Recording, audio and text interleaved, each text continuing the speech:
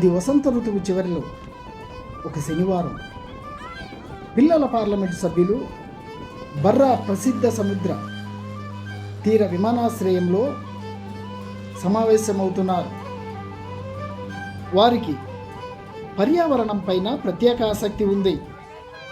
ఇవాళ వారు సముద్ర తీరాన్ని శుభ్రం చేయడం కోసం వారికి సహాయం చేయడానికి వారి స్నేహితులను బంధువులను ఆహ్వానించారు. త్వరగానే పిపాసలు వారి సహాయకులు సముద్ర తీరం అంతటా వ్యాపించి కష్టపడి పనిచేస్తున్నారు. ఈ పథకం అనేక మార్గాల్లో ప్రయోజనకరం. మొట్టమొదటిగా ఇది సముద్ర తీరాన్ని శుభ్రం చేసి దాన్ని సురక్షితంగా ఉంచడంతో పాటు మరింత ఆకర్షణీయంగా చేస్తుంది.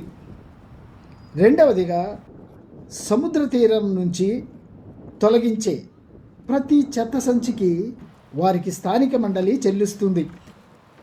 పిల్లల పార్లమెంటును నడపడానికి డబ్బు ఖర్చు అవుతుంది. ఆ ఖర్చులను చెల్లించడానికి ఈ రుసుములు సహాయపడతాయి.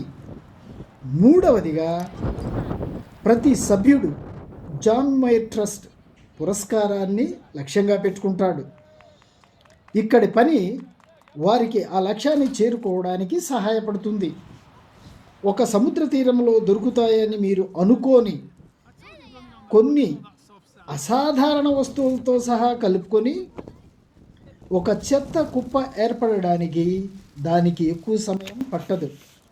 మధ్యాహ్న సమయం, అది ఒక విహార భోజనానికి సమయం. తరువాత ఆ బృందం వారు చేసిన పనిని నమోదు చేయడానికి ఫోటోలకు ఫోజులు పెట్టారు.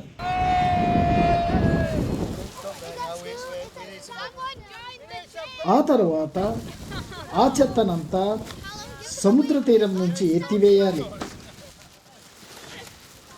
పిపాసలు వారి స్నేహితులు ఆ పనిని ప్రభావపూరితంగా త్వరగా పూర్తి చేయడానికి ఒక మానవ హారంలాగా ఏర్పడతారు.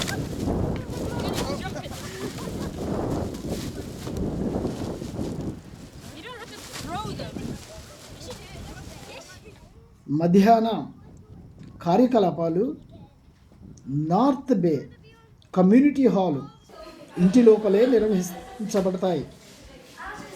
పిపాసలు వారి ముఖ్యమైన అంశాలను అన్వేషించడం కోసం చాలా సృజనాత్మక కార్యకలాపాలను ఉపయోగిస్తారు.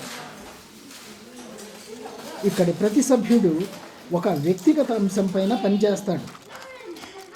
అనంతరం అది చాలా పెద్ద ఉమ్మడి పనిగా రూపొందుతుంది.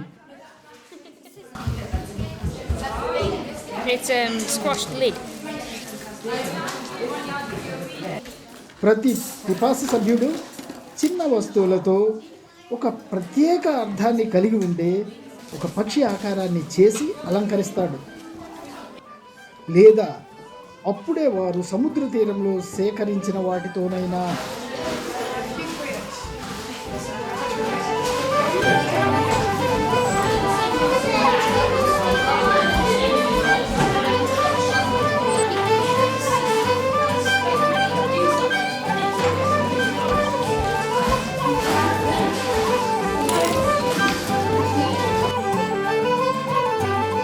పని ఇంకా పూర్తి కాలేదు.